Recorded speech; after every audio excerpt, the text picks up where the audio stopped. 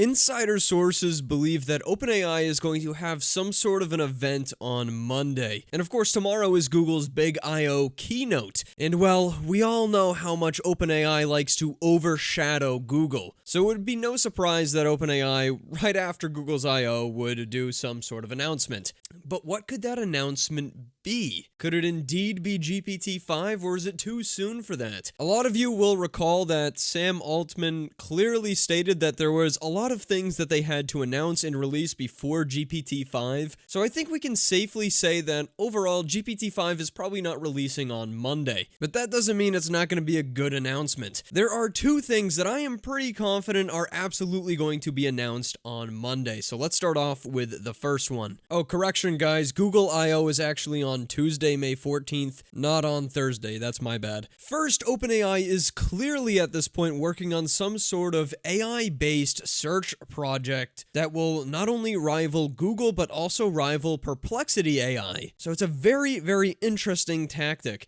And by the way, you guys will notice I have retweeted and liked this post as well. So if you guys want to see AI news like this in real time, definitely follow me on Twitter because I check constantly and repost stuff. Now, before we dive deeper onto what this search product might actually consist of, a quick word from our sponsor. I don't know about you guys, but being an AI enthusiast on the web, I constantly run into this issue of weird websites that I sign up for and then, oops, my data has now been siphoned by some data broker. And I'm getting a bunch of spam emails that I've gotten used to over the years, but turns out I don't have to deal with them. Today's sponsor is Incogni. It's this website that actually allows you to solve this issue of your data being stolen and dished out online.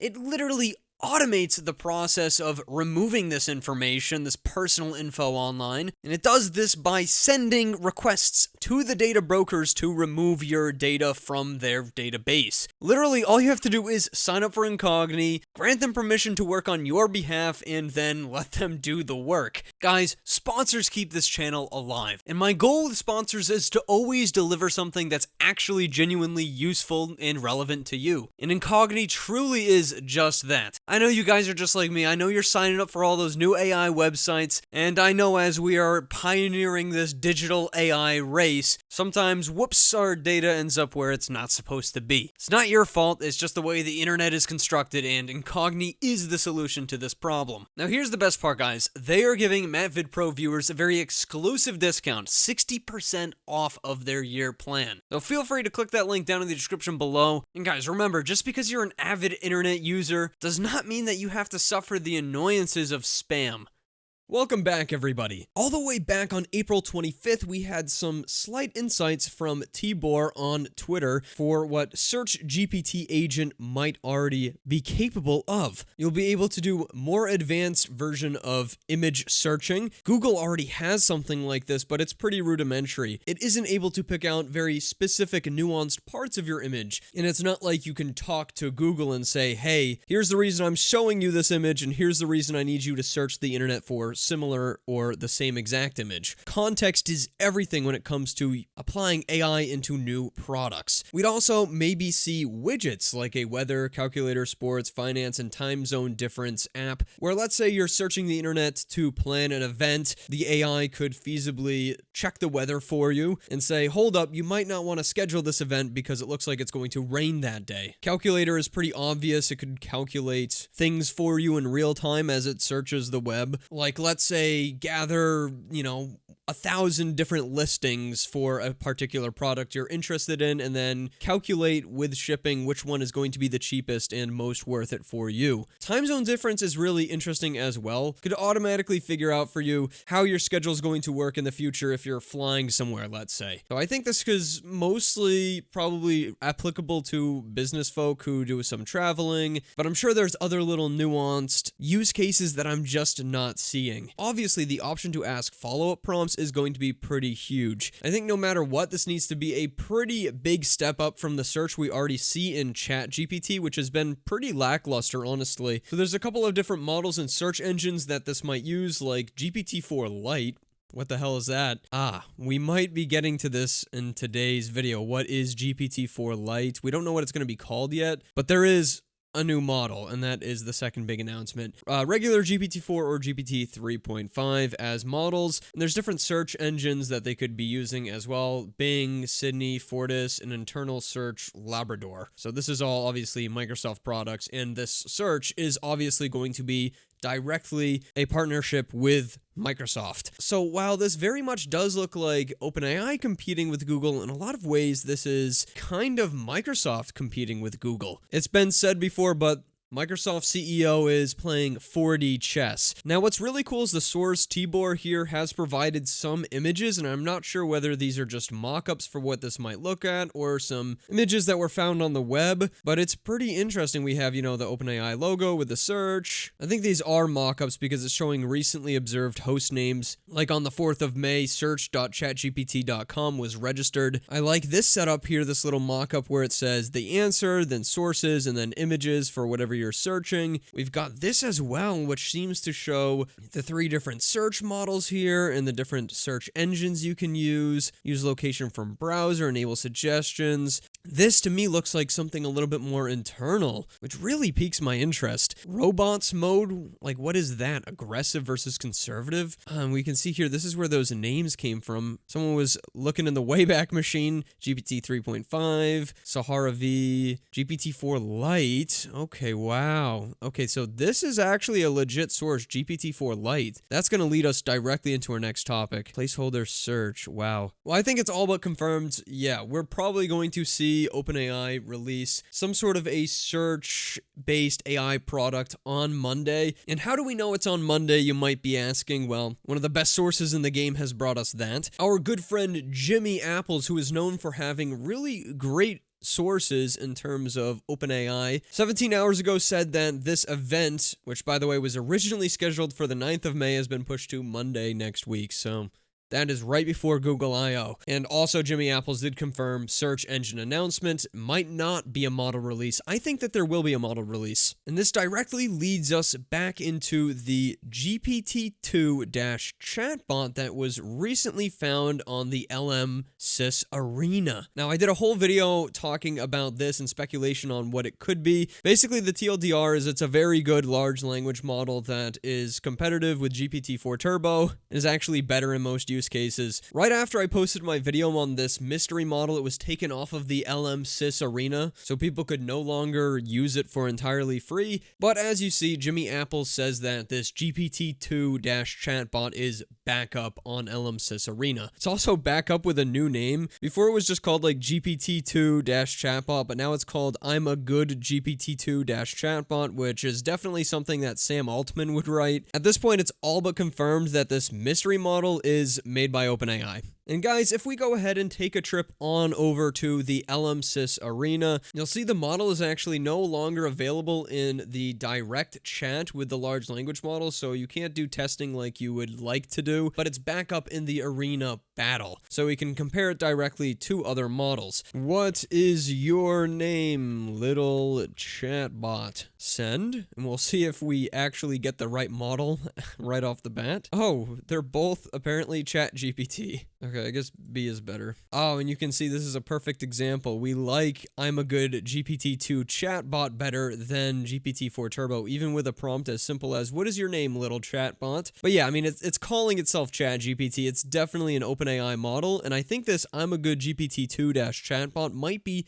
something called a GPT-4 Lite. Again, tying us all the way back to what we saw before with this GPT-4 Lite option apparently in this new OpenAI search project. So that might very well be what this mystery model is. I don't know if we'll get access to it in ChatGPT. Is it replacing GPT-4 Turbo? What's the point of it? We don't really know. All we know is that it's definitely not a super light model because it takes enough time to generate where it's like, okay, this thing is still pretty beefy in comparison to, let's say, Llama 3 8B. What is your favorite food if you really had to choose? I know you're an AI. Interesting results. If I could eat, I'd be curious about ice cream. It comes in so many flavors and seems to make people pretty happy. What's your favorite food? And again, that's GPT-4 Turbo. I'm a good GPT-2-chatbot says, if I had to choose, I might say pizza. It's a versatile dish with endless possibilities for toppings and styles,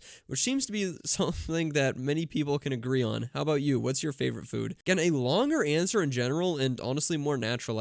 I like this chatbot better, and I don't know why. OpenAI, what is your secrets? Why are you so mysterious? My favorite food is probably going to be rocks. I like eating rocks. Let's throw this thing a curveball and see what it does. Okay, GPT-4 Turbo goes, that's a pretty tough diet, ha ha ha. Just checking though, are you pulling my leg about eating rocks, or do you actually like something like rock candy? That's a pretty good question. Rocks are quite the unconventional choice for a snack. If you're looking for something with a bit more flavor and less dental risk, maybe something crunchy like nuts or crispy roasted chickpeas could hit the spot. What do you think? Okay, so since this one knew that we were pranking, and this one is offering us a suggestion, I'll say, obviously I'm joking. My response, obviously I'm joking, I don't eat rocks, but I will say if I could eat them, I would. Say, if you had a robot body, you could probably eat rocks, right? My large language model testing is so unconventional. I don't know if this is giving you guys any real insight or if we're just having fun. Either way, I'm a happy camper. If I had a robot body designed to handle it, I guess I could crunch on rocks. Maybe I'd help out by turning them into sand for building or landscaping. What would you do if you could really eat rocks? Would you have a favorite type? Oh my god, what is this conversation? Now, GPT-2 chatbot goes, absolutely, if I had a robot body designed for it, I could theoretically munch on rocks. Robots can be designed with all sorts of capabilities, including grinding and analyzing geological samples, which is pretty close to eating rocks in a scientific sense.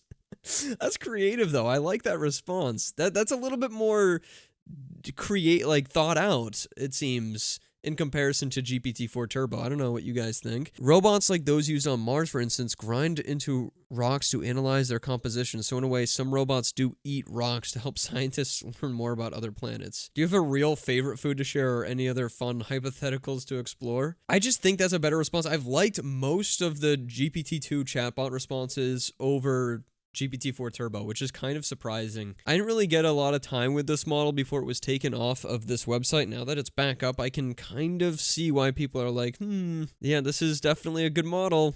I wonder if these things have pre-prompts at all. What day is today? Okay, they're both somehow pre-prompted correctly in apparently a ChatGPT format. The fact that this GPT-2 chatbot did call itself ChatGPT really makes me think that this is going to be directly implemented inside of ChatGPT, not just the search. And it's also possible, guys, that this GPT-2 chatbot and this search product might just be all additions onto ChatGPT. It might just be something like advanced search or a search function or option inside of ChatGPT. It might not be a completely different thing. However, I think it would be cool if it was a completely different thing. I'd love something new from OpenAI. And to round this up, I think Jimmy Apples kind of expresses the way we feel about OpenAI sometimes. This is in response to someone tweeting that OpenAI is considering postponing an event that was supposed to be on Thursday. We now know that it was postponed to Monday. Jimmy saying this will be beyond a joke if they do postpone this. Stop doing these little games and just show your cards. And while this bottom part is definitely because Jimmy made a comment saying this event is going to happen on this day, I think this part is something we can all relate to because it really seems like OpenAI likes to be mysterious. They like to drive up hype. Sam Altman especially. I like it when companies just kind of release things as needed. And maybe OpenAI is doing that, but they like to drop little teasers. They like to drop little hype markers. And in a way, it kind of feels a little bit, I don't know if disingenuous is the right word, but it feels like they're a little bit irresponsible for the kinds of technology that they're putting out. And that they very much like to be competitive, even though they're supposed to be this non-profit company, or at least they used to be. OpenAI has just become a very interesting company, and I'm very excited to see how things are going to go in the future. And speaking of the more long-term future, let's talk about GPT-5. On this channel, I haven't really talked about any GPT-5 rumors or thoughts around what's going to happen with GPT-5 or what features it might have, but there are a few things that we do know. I mean, if you guys are active on Twitter and follow me on Twitter, you'll no doubt have seen that I reposted